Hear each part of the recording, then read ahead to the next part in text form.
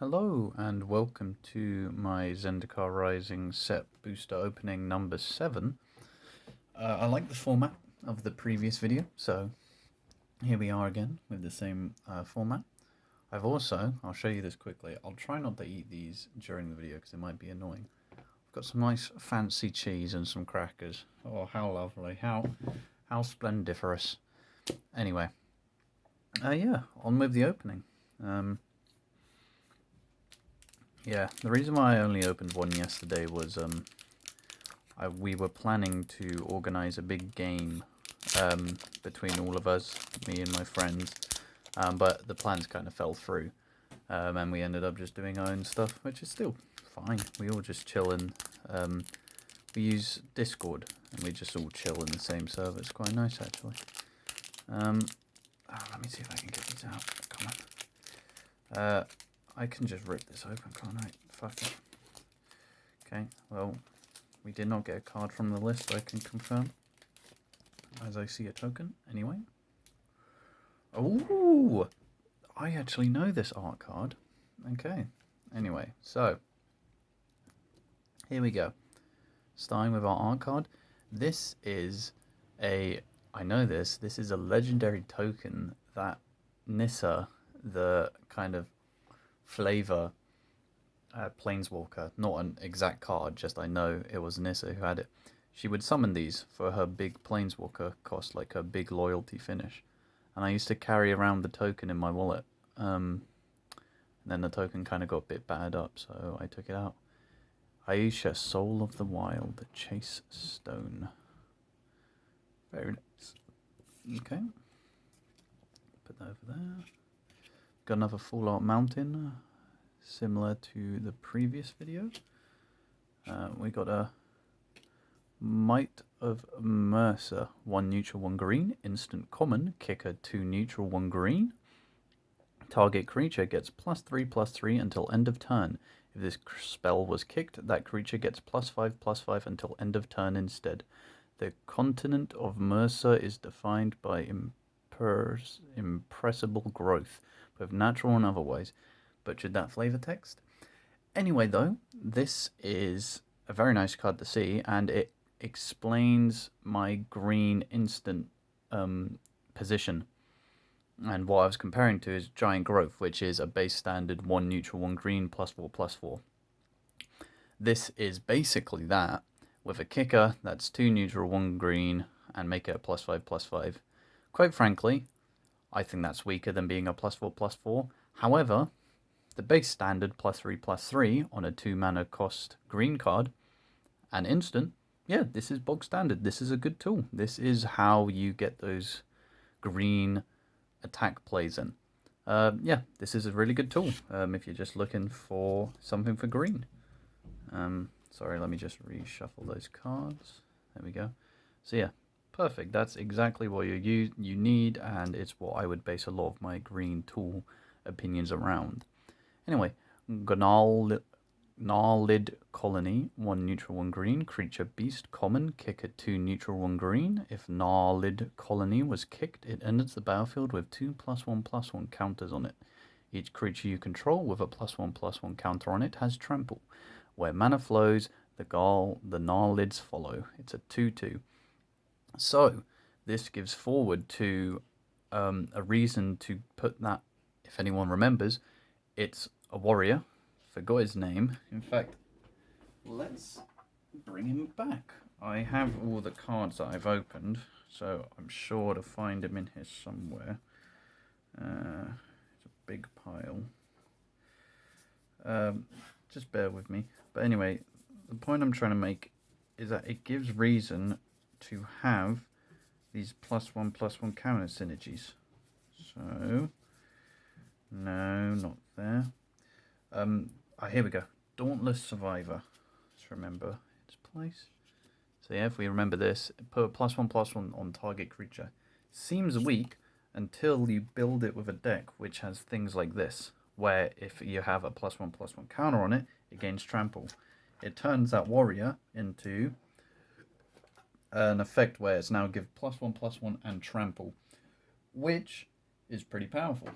However, the condition for that is quite hard because you need both those creatures out. Well, you need this creature out first, then you have to play that.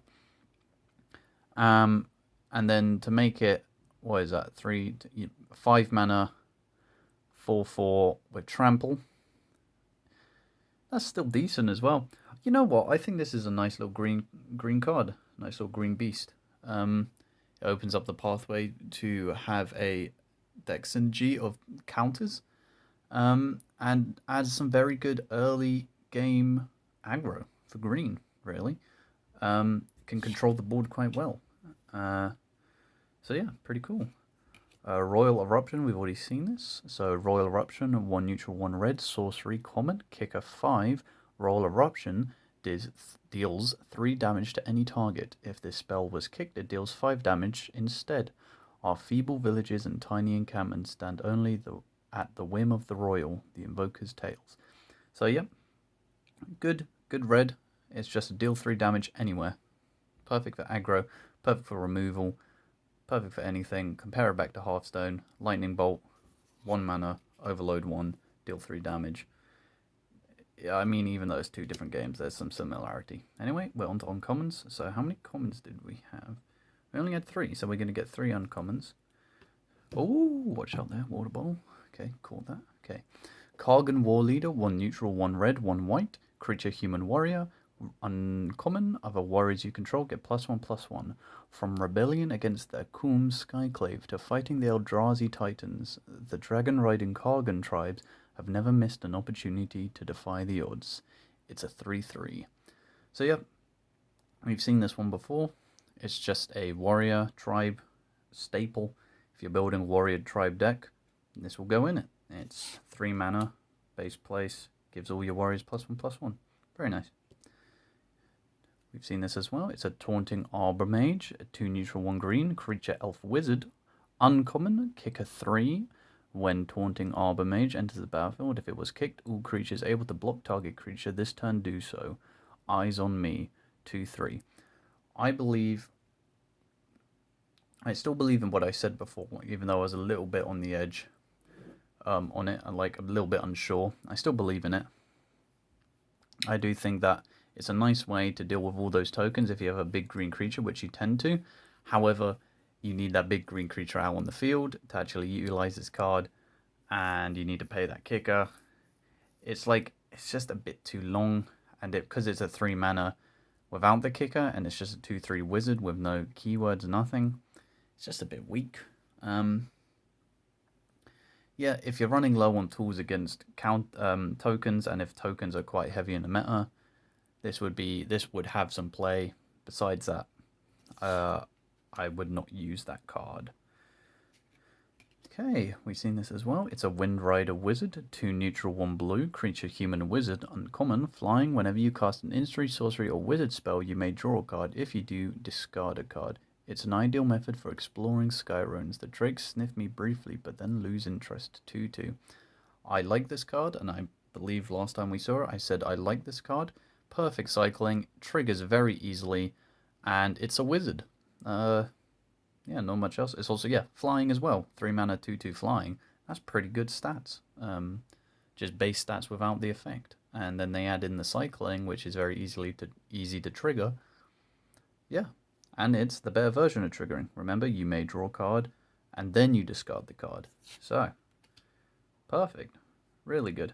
Anyway, on to our flip land. We've got the Carburer Takedown. 1 neutral, 1 white. Instant uncommon. Carburer Takedown deals damage equal to the number of creatures you control to target creature or planeswalker. Down below's where things go to die. Craig of Sunder Bay.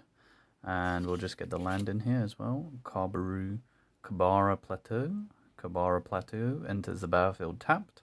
Oh, it's a land uncommon, sorry. Wise adventurers and clever beasties stick to the higher ground. Craig of the Sunder Bay again. We'll get a close in of this art, because I probably won't do that at the other end. Very nice. So yeah, this is an instant you would use in a deck which white tokens board control, more so board control with just having minions on the board. Besides that, if you're just playing a white control deck where you're looking to control it with effects, you would be looking at how much damage? Like 2? An instant 2 damage. If we look at red, we've got instant 3 damage for the same cost. If you really want to utilize this, it would be very, very useful in a token deck. Basically, if you're making a token deck, this would be your choice of removal. Maybe there's a better white removal. However, if you're making a white token deck, this would be your removal, I would say. Okay, so... Oh, it's not even to any target, it was just a target creature or planeswalker. So yeah, downside as well. Anyway, we've got the oooo Hellhound. 1 red, creature elemental dog, common, landfall. Whenever a land enters the battlefield under your control, oooo Hellhound gets +2/+2 until end of turn. Hellhound packs roam the spike fields, basking in the harsh sunlight and lighting the night with their flames. 0/1. Pretty interesting. It would be 1 neutral, so 0/1, turn 1. You would play this if you're going first. Then the enemy goes, they play something, let's say. Then you go, turn 2, you have your land, play it down 2/3. And you have 2 mana spare, meaning you can do some other stuff. So, really, for early aggro, that's good, because it's like you played a 2 mana 2/3 on turn 1. So yeah, decent stats, really. Decent stats. Very good early game control. And for aggro though, which is my favorite thing to do in red mana, I don't know. It might not make the cut. In aggro, you really want to be playing like a 1/1 haste, which has some other things.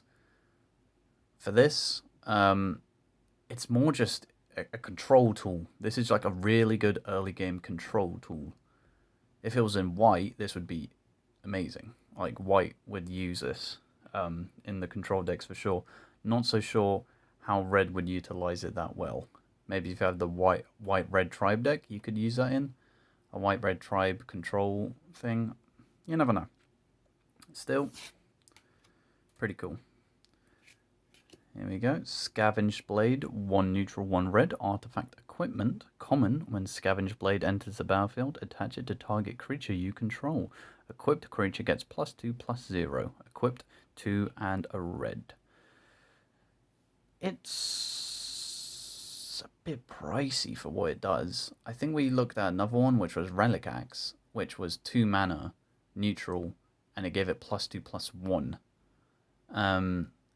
So for neutral, that doesn't have a color, and also has, oh no, these both have artifacts. Okay, when it's a neutral color and it's only 2 mana, it makes it easier to cast, and also means it can flex into anything, which is very versatile. Because this is red, you have to use it in a red deck, of course, and they get +2, and really in red, again, I keep going back to aggro with red. Maybe there's more in red. I just know aggro. You just... +2, you can get a +3/+4 for 2 mana. In fact, I remember in aggro, there's a +3/+1 on 1 mana, and that's an instant. So yeah, it goes away at the end of the turn, but really in aggro, that's all you want. So yeah, I don't know. Can I see myself utilizing this? No. Could I see other people utilizing this? Maybe. I don't really know. I don't know with that. Anyway, ooh, oh, look at that. Okay, interesting one coming up. Anyway, I've seen some talk about this, but I can't quite remember what the talk was. Anyway, Myriad Construct, 4 neutral, artifact creature construct, rare, kicker 3. If Myriad Construct was kicked, it enters the battlefield with a +1/+1 counter on it for each non-basic land your opponent controls. When Myriad Construct becomes the target of a spell, sacrifice it and create a number of 1/1 colorless construct artifact creatures tokens. 1/1 colorless construct artifact creature tokens equal to its power. Okay. So it has anti-non-basic land play, so that's a safety net kind of mechanic. It has a split, so it just, like, if it gets targeted, it just goes psh, so it's got like a safety net for being targeted. It's kind of like a strange hexproof, which the way it saves itself from spells. Works really well in the token deck. 4 mana for 4/4 artifact creature. Yeah, I'd say that's pretty good. I would say I would only use this in an artifact creature deck or a token deck. I don't see where else this would be very powerful. You could say like, oh, you could use it in a token one, but really it's not specific to the idea of having just tokens on it, because if that was the case, it would be making a effect which is add +1/+1, just a single one, and it would make it much easier to achieve. Like the kicker would only be 1 or 2, and maybe a little bit bonus on top, because that's still like that. It's giving like a big bonus based on that, so it's more so a safety tool in that essence. So yeah, no, I mean, pretty cool. It's nice art as well. I'm gonna go back over the art at the end. Yeah, very jagged, very nice. So yeah, pretty good. Just very dependent on the deck. And we got a foil Skyclave Pickaxe. This card cannot leave us alone. It's a 1 green artifact equipment rare. When Skyclave Pickaxe enters the battlefield, attach your target creature you control, landfall. Whenever a land enters the battlefield under your control, equipped creature gets +2/+2 until end of turn. I mean, getting a foil showcase is pretty good. And we already know what I think. I think this is pretty good. And I can show you another reason why I think it's pretty good is because if we compare another artifact from we just got in this pack, look at the difference. 1 mana, green. I mean, this is 2 mana red, so the mana color constraint is kind of cancelled out. This is equipped creature gets +2/+0. This one is +2/+2. And landfall, yes, oh, you have to have a land every time. But, I mean, you're going to be playing a land every turn most of the time anyway. So it's just 1 mana +2/+2, constant. Granted, it's not good for blocking, but are you really giving attack for blocking? I mean, you'll normally be giving health for blocking, if you get what I'm trying to say there. So yeah, just shows the difference in power there, really, I guess. Don't know what else to say on that front. Anyway, and then we got our token. This is how I knew it wasn't a card from the list. Illusion, token creature illusion, and star, meaning it will be defined by whatever creates this token. So yeah. By the way, I don't know if I probably explained the list. I'll quickly do it. Sometimes there's those old cards in the back, or like rare cards from different sets. They just printed they got a random selection of them and just made it so you have a random 1 in 4 chance of getting them. So yeah. Anyway, so there's the illusion. There's our Skyclave foil pickaxe showcase art. Very nice. Got our myriad construct. Very cool. Oh. Got our Akum Hellhound. Scavenged Blade. Quite ugly card. I don't like it. Not in the art. I mean just the effect. Cobra Takedown. You know what? I remember to do this as well. Plateau. Windrider Wizard. Taunting Arbor Mage. And then Kargan Warrior. Royal Eruption. Sorry about the focusing. Gnarled Colony. Oh, little knock on my camera system. Might of Murasa. I've said it wrong. Well, I don't know what it is. Pretty good green, by the way. Remember that card. Full Art Mountain. I like to get a close-up at the diagonal shot on these. And here's our art card. Oh, look at those little guys in the bottom. Just to give you scale of this thing. Very nice. So yeah, that was pack number 7, I believe. And yeah, I'll see you in the next one.